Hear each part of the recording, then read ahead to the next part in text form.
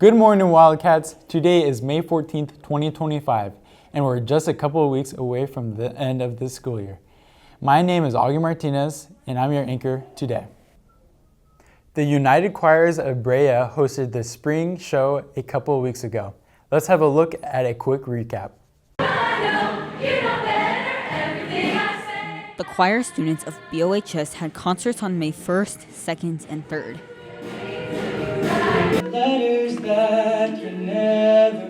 Some choir students even got to perform solos during some parts of the show. These shows would be their last shows of the school year.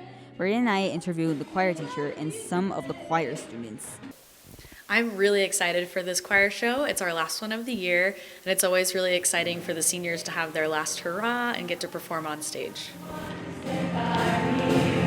I feel about the choir shows, I'm very excited and I'm just really happy to be in the show. I'm really happy that I get to perform, and it's just like honestly such an amazing experience. I feel pretty good about it. I think I got my dances down for the most part. For WCTV, I'm Jonathan Martinez reporting. AP testing is finally here, a very tough and challenging pair of weeks against the hardest working students in our school. Let's send it over to Katie and Tanner, who are covering this story.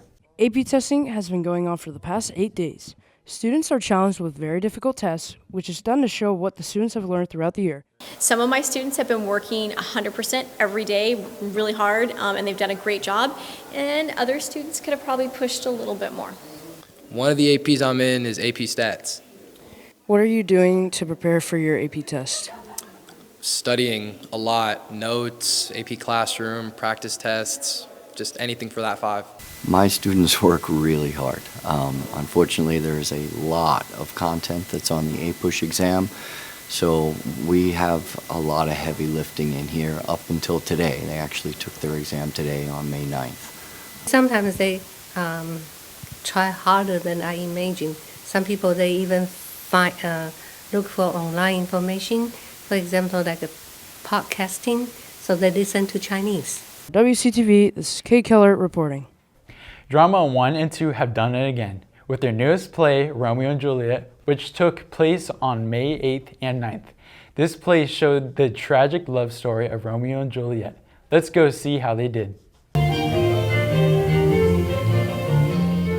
The drama show did an amazing job this year with our last play, which everyone enjoyed. Let's head over to the actors themselves, Romeo and Juliet, to see how they think about the play. I think I did an okay job. There were some parts where I could have done better because I did stutter a few times. I just wanted to kind of see if I could do it. I wasn't really too serious about it, but then I ended up getting it. My favorite part is that he's really caring about the people around him. So he shows a lot of emotion with that. And yeah, he loves Juliet a lot. She's very dramatic. It's very fun to sort of have wild mood swings and just go from 1 minute super duper worried and then all of a sudden happy and then sad and then angry and then dead, From WCTV, this is Marley Bucher reporting. The Wildcat is an excellent source of news for our school. Students bring stories to life through writing, podcast, photography, and more. From sports to arts, every piece highlights what's happening in our school community. We spoke with a few students to give you a closer look at what journalism is all about. Students do a little bit of everything in journalism, from writing articles on sports, culture, movie reviews, and arts to producing their own podcasts. Each student brings a unique perspective. They cover real stories that matter to the school community. Behind every story, there's a lot of teamwork and behind-the-scenes effort, including student artists who create comic strips, digital illustrations, and article art, and photographers who capture the images that bring stories to life. Podcasting typically allows you to dive deeper into topics that, the traditional articles don't, just because they have to have, a word limit, or they have to be traditionally shorter, I would say. My favorite episode I've created so far is definitely the episode on the Indian festival season.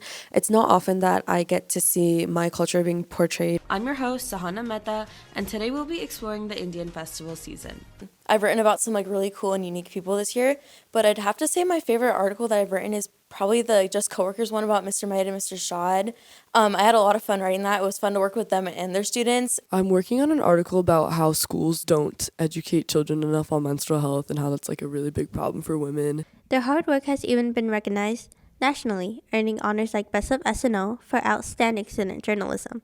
With each article, podcast, and piece of art, they're building a legacy student-led journalism and earning well-deserved recognition along the way. For WCTV, I'm Ava Upsetti reporting. Over the past month, Pokemon fans have been rapidly attempting to get Pokemon cards. Let's send it over to Aiden Barr with more information.